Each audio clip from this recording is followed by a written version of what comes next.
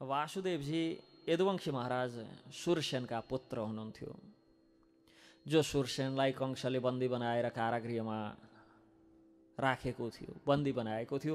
वासुदेवजी यदुवंशी ती सूर्यसेन पुत्र महाराज सूर्यसेनकी छोरी थिइन्, जसको नाम पृथा थियो। र ती पृथा भूमण्डलमा उनी जति रूपवान अनि शील र स्वभावले युक्त अरू कोही पनि थिएनन् त्यस समय। सूर्यसेनले आफ्ना सन्तानहीन फुपूका छोरा आफ्ना भाइलाई कुन्तीभोज सूर्यसेनका फुपूका छोरा भाइ पर्थे नातामा। ती कुन्तीभोजलाई आफ्नो पूर्व प्रतिज्ञा अनुसार ती पृथालाई कुन्तीभोजको घरमा पठाइदिए। तब उपरान्त त्यस पछाडि कन्याको नाम कुन्ती भनेर प्रख्यात भइन्। पिता कुन्तीभोजले कुन्तीलाई घरमा देवताको पूजन एवं अतिथि सत्कारको कार्यभार सुम्पिनु भएको थियो। अनि कुन्ती पनि पिताको त्यो आज्ञा अनुसार बडो प्रेमपूर्वक देवताहरूको एवं अतिथिहरूको सेवा गर्नुहुन्थ्यो। अनि एक समयको कुरा हो, बडो कठिन व्रत पालन गर्ने तथा धर्मको विषयमा आफ्नो निश्चयलाई सदा गुप्त राख्ने दुर्वासाजी राजा कुन्तीभोजको राजभवनमा पधार्नु भयो।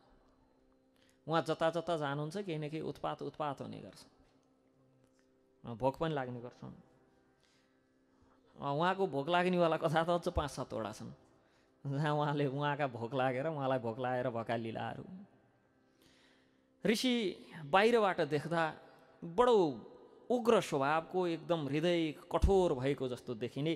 कुन्तीले बडो सावधानीले सेवा गर्न लागिन्। राजकुमारी कुन्तीले सब प्रकारका प्रयत्नद्वारा दुर्वासालाई पनि सन्तुष्ट गरिदिनु भयो सेवाबाट। प्रत्येक दिन भोजनका लागि निमन्त्रण दिनुहुन्थ्यो। दुर्वासा जब भोजनका लागि बोलायो तब उहाँलाई नुहाउने याद आउँथ्यो, उहाँलाई सन्ध्यावन्दन याद आउँथ्यो। कुन्ती पर्खेर बस्नुहुन्थ्यो। अनि पकाएको भोजन 2 घडी भए पछाडि उहाँ खाइदिनुहुन्न थियो। पाकेको 48 मिनट कटेपछि खाइदिनुहुन्न थियो। पकाएर ठिक्क पारेर पस्केर बोला 48 मिनटसम्म आइदिनुहुन्न थियो। अनि फेरि पकाउँथिन् बिचारा कुन्ती। यस प्रकार दुर्वासालाई पुरा सन्तुष्ट गराइन्। तत्पश्चात दुर्वासाजीले कुन्तीलाई अथर्ववेदीय प्रसिद्ध वशीकरण आदि मन्त्र प्रदान गरेर त्यसको प्रयोगको विधि बताएर के भन्नुहुन्छ त भन्दा, यो मन्त्रद्वारा तिमी जो देवतालाई चाहन्छौ तिनै देवतालाई आवाहन गर, त्यो देवताको अनुग्रहले तिमीलाई पुत्र प्राप्त हुनेछन्। ती दैवी गुणले सम्पन्न पुत्र प्राप्त हुनेछन्। ब्रह्मर्षि दुर्वासाले यति भनेर आफ्नो बाटो लाग्नुभयो। बडो आश्चर्य छ, जहाँ दुर्वासा पुग्नुहुन्छ त्यहाँ उहाँले या त श्राप या त वरदान नदिकन कहिले पनि छुट्नुहुन्न। बरु देवताहरूको दर्शन कहिलेकाहीँ निष्फल होला, दुर्वासाको दर्शन निष्फल कहिल्यै हुन्न। श्रापको रूपमा होस् वा वरदानको रूपमा होस्, फलीभूत चाहिँ सधैँ हुन्छ, फल चाहिँ सधैँ प्राप्त हुन्छ। कि श्राप पाइएला कि वरदान पाइएला। अब यहाँ कुन्तीले मागेको होइन, केही पनि चाहिएको थिएन कुन्तीलाई, बस सेवा गरेका थिइन् पिताको आज्ञाअनुसार। आफ्ना पिताले सेवा गर्नु भन्नुभयो, उनी सेवा गरिरहेका थिइन्। केही पाइन्छ पिताले चाहिँ तिनको सेवा गर्नु, अनि यस्तो पाइन्छ, त्यो के चाहिन्छ भनेर माग्यो भने यो चाहिन्छ भनेर माग्नु भनेर सिकाउनु भएको थिएन। सायदै दुर्वासाको सारा चरित्र सारा लीला पढेका व्यक्तिले दुर्वासाले केही दिइहाल्नु होला अनि माग्नुपर्छ भनेर सोच्दैनन्। मागिहालौँला, पहिला माग भन्नु होला, अनि मागिहालौँला, मागे पछाडि उहाँलाई त्यो माग्यावाला कुरो चित्त नबुझ्ला, के गर्ने त्यस पछाडि। र न दुर्वासासँग कसैले श्राप मागेर पाउँछन्, न त्यो वरदान मागेर पाउँछन्। बिचरा ती अम्बरीशले के नै गल्ती गरेका थिए र तिनलाई मार्नलाई कृत्या उत्पत्ति गर्नुपर्ने। अनि यहाँ बिचरा कुन्तीलाई नचाहिएको न के जबरजस्ती वरदान दिएर हिँड्नुभयो। अब यहाँ ब्रह्मर्षि दुर्वासाको त्यो वरदान सुने पछाडि कुन्तीको मनमा कौतूहलता उत्पन्न भयो। स्त्री स्वभाव, दिन त दिए जस्तो हो, घरमा श्रीमानले सारी लिएर गइदिए। त्यो फोटो खिचेर 10 जना जतिलाई सोध्न भ्याइन्छ, यो कति हाल्यो होला नि, यति हालेर ल्याएछन्, त्यति नै मूल्य पर्ने हो कि होइन, कहाँ कहाँ कति कति पर्छ, ल्याउने मान्छेलाई भन्दा ज्यादा कहाँ कहाँ पाइन्थ्यो, कति कतिमा पाइन्थ्यो उनीहरूलाई थाहा हुन्छ। त्यो कौतूहलता हुन्छ कि स्वाभाविक कौतूहलता हो। अब यसलाई होच्याएको होइन, कौतूहल त त्यस्तो भाव हुन्छ भनेको। जसरी लोग्ने मान्छेमा अब आइसकेपछि जेसुकै होस् भन्ने भाव हुन्छ, त्यस्तै स्त्रीहरूमा कौतूहलताको भाव हुन्छ। कतै कतै त्यो भाव बहुत राम्रो हो, तर त्यो कौतूहलताले कहिलेकाहीँ शङ्का पनि जन्माउँछ, जो चाहिँ अलि नराम्रो हो। र त्यो स्वाभाविक कौतूहलता भयो। राजकन्या कुमारी थिइन्, उमेर भर्खर हुर्कँदै थिइन्, बढ्दै थिइन्, मनमा कौतूहलता भयो। अलिअलि बालसुलभ मनस्थितिका कारण पनि भयो, अलिअलि स्त्री मनस्थितिका कारण पनि भयो। र त्यो मन्त्र परीक्षाका लागि, मन्त्रको परीक्षा लिन मन लाग्यो, मन्त्र परीक्षाका लागि भनेर सूर्यदेवलाई आह्वान गरिन्। आह्वान गर्न साथ तत्क्षण सूर्य बिहान को आह्वान गर्ने भन्ने पनि निश्चित गर्न सकेकी थिएनन्। यसो बाहिर हेरिन्, भर्खर सूर्य उदाउँदै थियो, यिनीलाई बोलाउँछु भनेर बोलाइदिन्। कसलाई बोलाउने भन्ने पनि निश्चित छैन, त्यो बस कौतूहलता बस के जान्न इच्छा लाएर मन्त्रले काम चाहिँ गर्ने हो कि नगर्ने हो भनेर। दुर्वासाले त्यतिखेर थाहा पाए त श्राप पनि दिन भ्याउँथ्यो होला नि, ममाथि शङ्का भनेर दुर्वासा हिँडिसकेपछि। र जसै सूर्यलाई मन्त्र परीक्षाका लागि भनेर सूर्यदेवको आह्वान गरिन्, आह्वान गर्न साथ सूर्यदेवलाई आफ्नो अगाडि देखिन्। महान आश्चर्यलाई देखेर ती निर्दोष अङ्ग आदि भएकी कुन्ती चकित भएर उठिन्। सूर्यदेव भन्नुहुन्छ, ए सुन्दरी, हे कुन्ती, म सूर्य हुँ जसको तिमीले आह्वान गरेकी थियौ। म तिमीलाई के दिउँ, के गरौँ, अनि कस प्रकार तिम्रो प्रिय कार्य गरौँ, कस प्रकार तिम्रो योजन, तिम्रो उद्देश्य पूर्ति गरौँ। म तिमीलाई सन्तान दिनका लागि आएको हुँ। कुन्ती लोक लज्जाको भयले अब सङ्कुचित भइन् कि पिताका घरमा विवाह पनि भएको छैन, सन्तान लिएर गयो भने त के भन्छन् मान्छेले। अहिले के भन्छन्, त्यतिखेर झन् के भन्थे। र नारी सुलभ लज्जाको व्यवस्था।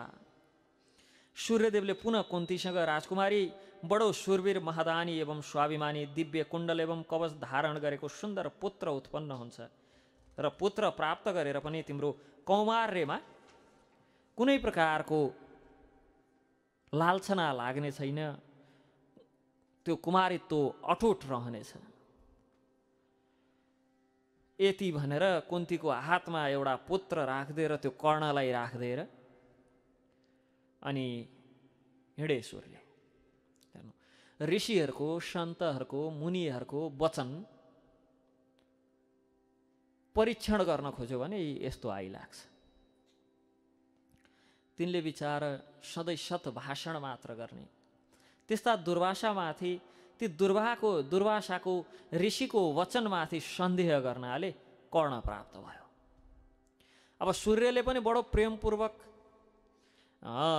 कुन्तीलाई केही दिउँ भन्दा पनि सत्यको क्रोह सहस्र कवच नाम गरेको दैत्य थियो, घण्टाकर्ण प्रजातिको राक्षस। घण्टाकर्ण भनेका कस्ता भन्दा यो कानमा चाहिँ घन्टी झुन्ड्याएर हिँड्ने प्रजातिहरू, जसको चाहिँ बुझाइ के हुन्थ्यो भने कतै सद्वचन गतिला सत्सङ्ग आदि कानमा परिहाल्ला भनेर। हामी चाहिँ आजकल इयरफोन लगाउँछौँ, त्यतिखेर इयरफोन थिएन, र कानमा चाहिँ घन्टी झुन्ड्याएर हिँड्थे कि हिँड्दा ओर्दा घन्टी झुन्ड्या जस्तो टाङलाङ टिङलिङ टाङलाङ टिङलिङ बजिराख्छ। त्यो बजिराखेपछि कानमा अरू कुरो पर्दैन, त्यही टाङलाङ टिङलिङ मात्र पर्छ। इयरफोनको काम गर्थ्यो। अहिले इयरफोनमा लगाएर टाङलाङ टिङलिङ सुन्छौँ, त्यतिखेर कानमा घन्टी बजाएर सुन्थे, घण्टाकर्ण। र त्यो सहस्र कवच, त्यसले चाहिँ तपस्या गरेर 1000 यस्ता दिव्य कवचहरू प्राप्त गरेको थियो, जो कवच, एउटा कवच तोड्नका लागि 10,000 वर्ष तपस्या गर्नु पर्थ्यो। 10,000 वर्ष तपस्या गरेका तपोबलले युक्त व्यक्तिले मात्र त्यो कवच तोड्न सक्थे। अनि अब त्यति वरदान पाए पछाडि के चाहियो संसारमा, पृथ्वीमै कतै तपस्या गर्न लागेको देख्यो कि गएर मारिदिइहाल्थ्यो। तपस्या गरिहाल्लान् 10,000 वर्ष अनि कवच तोडिहाल्लान् भन्ने डरले। र त्यही सहस्र कवच यो प्रसङ्ग यो कथा धेरै लामो छ, महाभारतमा आउँछ यसको प्रसङ्ग। र त्यो घण्टाकर्ण जुन त्यो सहस्र कवच छ त्यो सहस्र कवचलाई नरनारायण ऋषिले आएर तपस्या गर्दै, नर ऋषि तपस्या गर्ने, नारायण ऋषि युद्ध गर्ने, नारायण ऋषि युद्ध गर्ने, नर ऋषि तपस्या गर्ने गर्दै 9,979वटा कवच तोडिदिनु भयो। 1000वटा कवचमध्ये एउटा कवच बाँकी थियो, त्यो कवच लिएर भाग्यो। अब मार्ने पालो नरको थियो, युद्ध गर्ने पालो। भाग्यो र सूर्यको शरणमा गएर बस्यो। सूर्यको शरणमा गएपछि छोडिदिनु भयो। अब समय आउँछ, यसको मृत्युको अहिले समय आइसकेको छैन, त्यसकारण आज छोडिदिउँ भनेर छोडिदिएर जानुभयो। त्यो सूर्यलाई बिचार सत्ययुगदेखि द्वापर युगसम्म त्यो घाँडो बोकेर बसेको थिए। त्यो त अब नचाहिएको कुरो भने त घाँडो आइलाग्यो नि त। अनि कस्तो रमाइलो भयो नि सूर्यलाई यहाँ। अब आह्वान गरिन्, माग्नुपर्ने कुरो मागिनन्, नमागे पछाडि जे छ त्यही दिएर हिँड्ने त अनि मागे पो श्रम गरेर भयो नि त्यही कुरो दिनु पर्यो। त्यही कर्ण टाँसो लगाइदिएर हिँडे। त्यस्तो भए पनि फेरि सन्तानको माया आउँदै हुने। जब महाभारतको युद्ध सुरु भयो, युद्धका समयमा कर्णलाई पहिल्यै सावधान गर्न आइपुगेको थियो सूर्य। भोलि इन्द्रले आएर तेरो कवच र कुण्डल माग्छ, नदे है भनेर। सन्तानको आसक्ति होइन, देवताहरूमा पनि त्यस्तो। र त्यो कर्ण त्यस प्रकार प्राप्त भयो। त्यही सूर्यबाट प्राप्त भएको जो पुत्र छ त्यो पुत्र महावीर कर्णको रूपमा प्रसिद्ध भयो। कर्ण हरेक कुरामा, धर्ममा, अनि त्यस पछाडि भातृत्वमा, दानमा, सबै कुरामा 101 महान व्यक्तिहरूको गणनामा पर्छ। तत्पश्चात त्यो कर्णलाई एउटा भाँडामा हालेर गङ्गामा बगाइदिन्, जो हस्तिनापुरमा पुगेर हस्तिनापुरमा प्राप्त भयो र पछि कर्णको रूपमा प्रख्यात भयो। र त्यही मन्त्रको प्रयोगद्वारा कुन्तीले धर्मराज युधिष्ठिर, धर्मराजबाट, इन्द्रबाट महाबली अर्जुन, अनि वायुबाट भीमलाई सन्तानको रूपमा प्राप्त गरिन्। वास्तवमा कुन्तीको वरिपरि सारा महाभारत घुम्छ, यो वरदानको वरिपरि, यो दुर्वासाको वरदानको वरिपरि सारा महाभारत घुम्छ। अनि यही मन्त्रको प्रयोगबाट माद्रीका तर्फ अश्विनी कुमारबाट नकुल र सहदेव प्राप्त भए। र यिनै 5 पाण्डवले धर्म स्थापनार्थ त्यत्रो महाभारतको युद्ध गरेर 18 अक्षौणी सेना सखाप भए। अनि महारथीहरू करिब करिब सबै सखाप भए। कौरवहरूको त वंश नै विनाश भयो। पाण्डवहरूको वंशमा पनि बस एउटा चिराग परीक्षित बाँकी रहे। यो सब यिनै दुर्वासाको वरदानले भयो।